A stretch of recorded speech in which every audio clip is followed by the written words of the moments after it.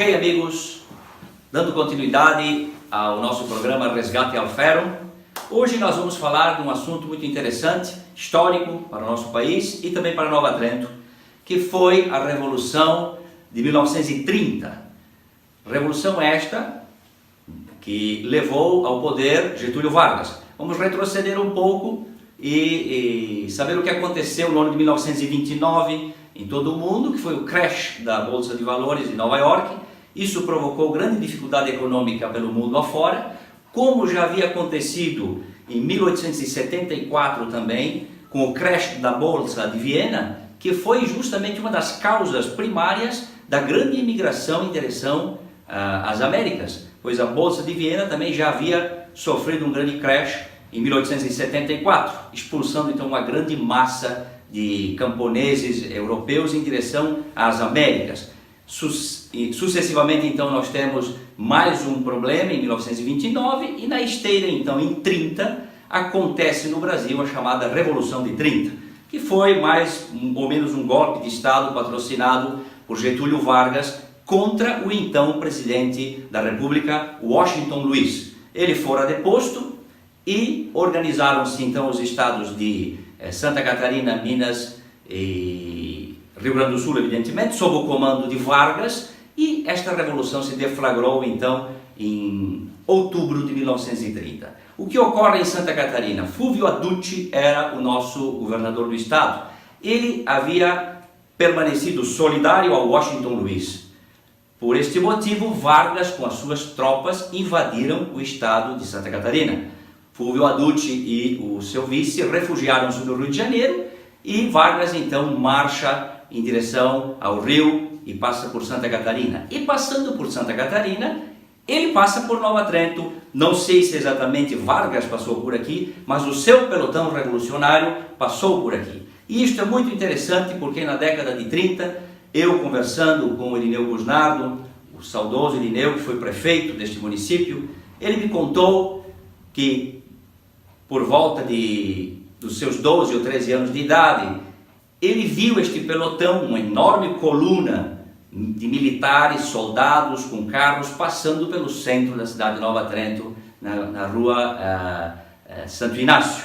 E uma coisa chamou a atenção, porque um dos soldados que estava atrás de um dos caminhões chamou o Irineu, ele era um garoto de 12 anos, 13, e fez sinal para que ele viesse e comprasse uns pãezinhos, justamente na panificadora do Bernardo Tell, da qual nós falamos já no vídeo passado. Irineu correu, pegou um dinheiro, provavelmente algumas moedas, foi até a padaria Tell, da qual falamos, e ali comprou uns pãezinhos, e em seguida, provavelmente foi Bernardo Tell que os vendeu, o saudoso Bernardo, em seguida correu atrás do comboio e entregou estes pãezinhos para os soldados que ali estavam no caminhão.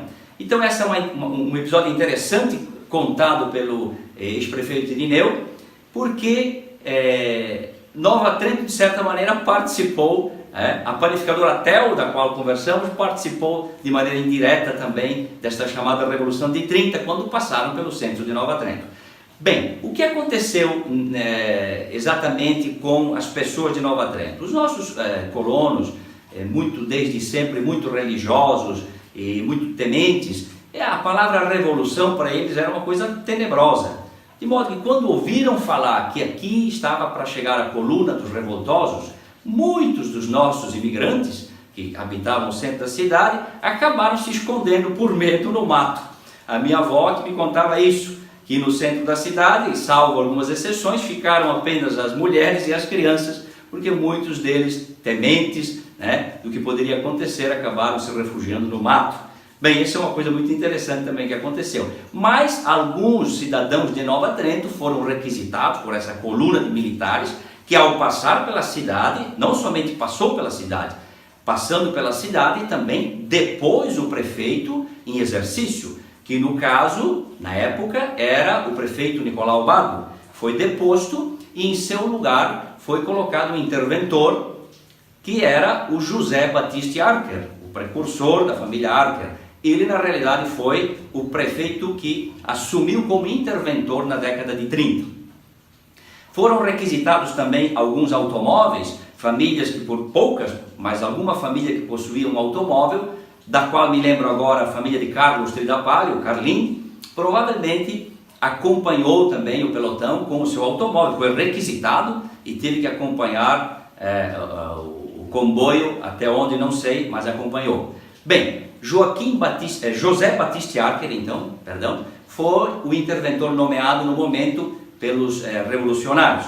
Uma coisa interessante sobre José Batista Archer é que já no ano de 1931, como prefeito, superintendente, prefeito da cidade, ele baixou um decreto aumentando o tamanho, a largura da Rua Santo Inácio, que era muito estreita. Então, por este decreto de 1931, José Batista Archer alarga a Rua Santo Inácio em praticamente toda a sua extensão, da igreja matriz até onde nós conhecemos os fundos, para 11 metros de cancha, com 1 metro de calçada para cada lado. Então isso é uma coisa interessante que deve ser frisada, que aconteceu durante o período de intervenção e durante o período de José Batista Archer, o alargamento da Rua Santo Inácio, que se não tivesse sido feito, evidentemente hoje seria uma via estrangulada com o trânsito que nós temos atualmente. Então fora feito em 1931 por esta figura eminente da nossa política neotrentina, de forma autoritária, evidentemente, mas foi importante. Os proprietários não gostaram muito, tiveram que recuar as suas cercas, mas assim foi feito.